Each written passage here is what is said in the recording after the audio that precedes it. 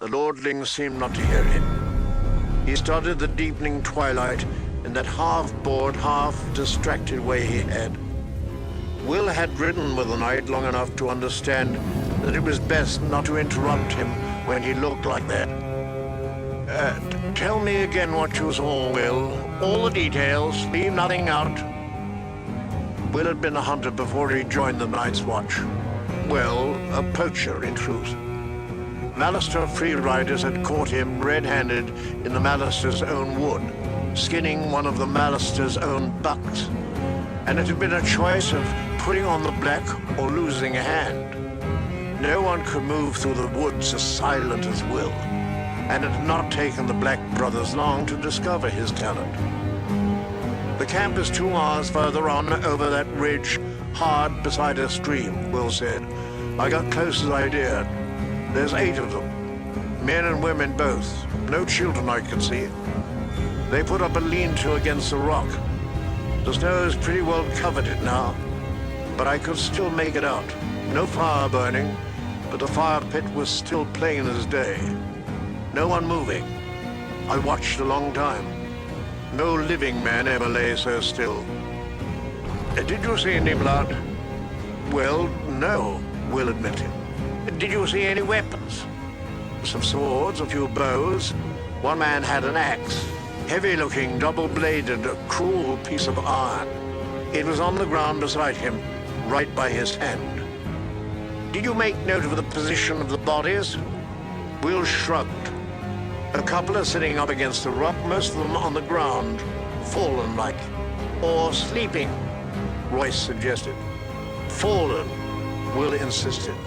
There's one woman up an ironwood, half hid in the branches. Afar eyes.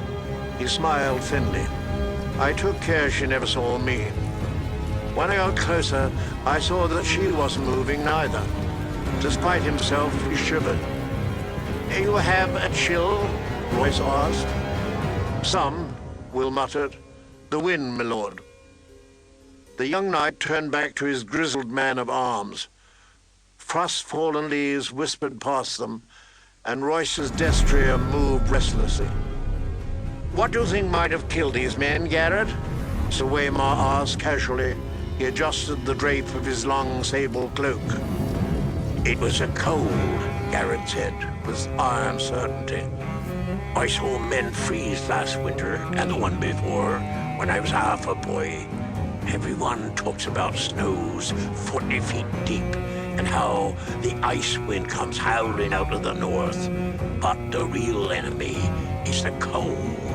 It steals up on you quicker than will, and at first you shiver and your teeth chatter, and you stamp your feet and dream of mulled wine and ice hot fires. It burns, it does. Nothing burns like the cold, but only for a while. Then it gets inside you and starts to fill you up. And after a while, you don't have the strength to fight it. It's easier just to sit down or go to sleep. They say you don't feel any pain toward the end. First you go weak and drowsy and everything starts to fade. And then it's like sinking into a sea of warm milk. Peaceful like. Oh, such elegance, Garrett, Sir Waymar observed. I never suspected you had it in you. I've had the cold in me too, lordling. Garrett pulled back his hood, giving Sir Waymar a good long look at the stumps where his ears had been. 2 ears, 3 toes, and the little finger of my left hand. I got off light. We found my brother frozen at his watch, with a smile on his face. Sir Waymar shrugged. You ought to dress more warmly, Garrett. Garrett glared at the lordling. The scars around his ear holes flushed red with anger, where Maester Aemon had cut the ears away. We'll see how warm you can dress when the winter comes. He pulled up his hood and hunched over his garron, silent and sullen. If Garrett said it was the cold, Will began. Have you drawn any watches this past week, Will? Yes, my lord. There never was a week when he did not draw a dozen bloody watches. What was the man driving at?